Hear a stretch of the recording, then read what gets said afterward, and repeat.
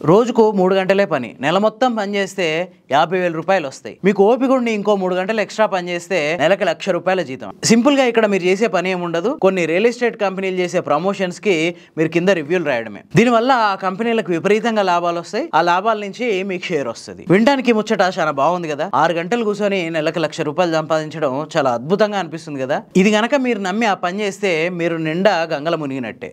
Recent గా హైదరాబాద్ లో ఇట్లాంటి కథే చెప్పి ఓ పిల్లగాన్ని 10,19,000కు నిండా ముంచిర్రు సైబర్ కేటుగాళ్ళు. అసలు ఏం జరిగిందో తెలుసుకోబోయే ముందు మా ఫోర్త్ ఎస్టేట్ ఛానల్ ని సబ్స్క్రైబ్ చేసుకోండి. రీసెంట్ గా హైదరాబాద్ లో ఒక పిల్లగానికి ఒక కాల్ వచ్చింది. ఆ కాల్ ఎత్తగానే వాళ్ళు చెప్పిన ముచ్చట్లు ఇవే. మీరు గనక రోజు 3 గంటలు పని చేస్తే నెలకి 50,000 ఇస్తాం, 6 గంటలు పని చేస్తే 1,00,000 రూపాయలు ఇస్తాం. అంతేకాదు మీ దగ్గర ఉన్న డబ్బు మా దగ్గర పెట్టుబడిగా పెడితే ఒక 2-3 నెలల్లో డబల్ చేసి ఇస్తాం. ఈ విషయాన్ని ఆ పిల్లగాని నమ్మిండు. ఫస్ట్ లా అట్లనే వాళ్ళు చెప్పినట్టు రివ్యూలు రాయడం స్టార్ట్ చేసిండు. 2 రోజుల్లో మొత్తం 20 కంపెనీలకు రివ్యూలు రాసిండు ఆ పిల్లగాడు. దాంతో ఒక్కొక్క రివ్యూకి 500 లెక్కన 2 రోజుల్లో 10,000 రూపాయలు ఆ పిల్లగానికి ముట్ట చెప్పారు. 2 రోజుల్లో 10,000 రూపాయలు వచ్చేసరికి ఆ పిల్లగానికి ఇంకా ఆశ పెరిగింది. ఆ 10,000తో పాటు తన దగ్గర ఉన్న ఇంకో కొన్ని డబ్బులు కలిపేసి ఒక 50,000-60,000 వరకు ఆ కంపెనీ వాళ్ళ దగ్గరనే మళ్ళీ పెట్టుబడి పెట్టిండు. దాని మీద ఒక 2-3 రోజుల్లో కొంత లాభం చూపించి మళ్ళీ రిటర్న్స్ ఇచ్చేటోళ్ళు. వాళ్ళు ఇచ్చిన యాప్ లో అది కనపడేది, విత్డ్రాయల్ ఆప్షన్ ఉండేది. ఆ విత్డ్రా కొడితే డైరెక్ట్ ఈ పిల్లగాని బ్యాంక్ అకౌంట్ లకి అవి విత్డ్రా అయిపోయాయి. ఆ తర్వాత నమ్మేసి ఒకేసారి ఏం చేసిండంటే 10,19,000 రూపాయలు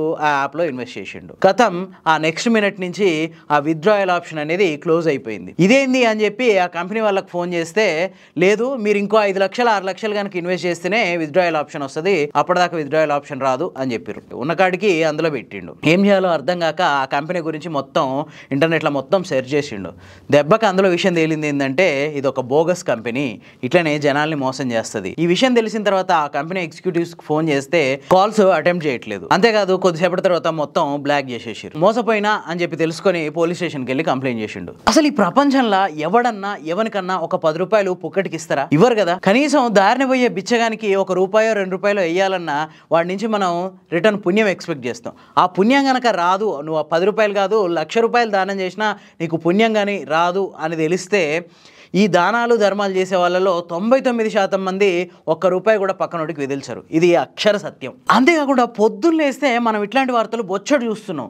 అంటే 10 రూపాయలు 5 రూపాయలు ఆశ పెట్టి లక్షల్లో కొట్టేస్తున్న ముచ్చట్లు పొద్దున్న లేస్తే పేపర్లలో చదువుతుంటాం. అయినా కూడా మనిషికి ఎందుకు ఇట్లా ఒక దురాశ? పుక్కటికి ఎవడన్నా పైసలు ఇస్తామని చెప్తే నమ్మిర్రు అనుకో, లాస్ట్కు లాస్ అయ్యేది మనమే. So be careful. ఇలాంటి మరిన్ని ఇంట్రెస్టింగ్ స్టోరీస్ కోసం మా ఫోర్త్ ఎస్టేట్ ఛానల్ని ఫాలో అవుతూ ఉండండి.